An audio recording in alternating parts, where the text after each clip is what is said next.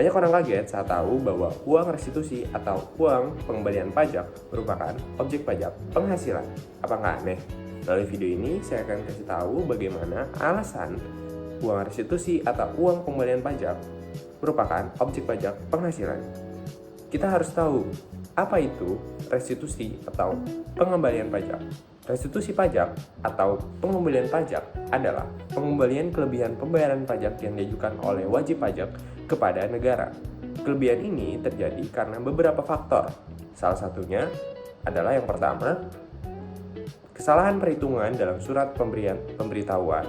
Yang kedua, pemungutan atau pemotongan pajak melebihi jumlah pajak yang terutang, atau adanya pembayaran pajak yang seharusnya tidak terutang.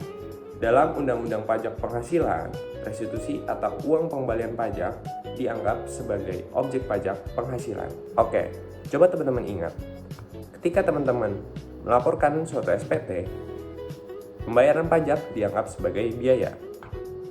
Nah, sekarang bayangin kalau biaya yang sudah teman-teman catat kemarin itu ternyata gak benar-benar terjadi.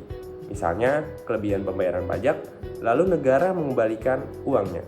Artinya, biaya yang teman-teman catat itu sebenarnya tidak pernah terjadi. Kalau biaya nggak terjadi, berarti secara fiskal biaya itu harus dikembalikan. Dan caranya adalah dengan mengakui penghasilan. Karena konsep dasar pajak adalah pajak dikenakan pada tambahan kemampuan ekonomis, jadi ketika biaya yang pernah mengurangi PKP teman-teman balik kembali, maka kemampuan ekonomis teman-teman akan bertambah. Oleh karenanya secara fiskal itu akan dianggap sebagai penghasilan.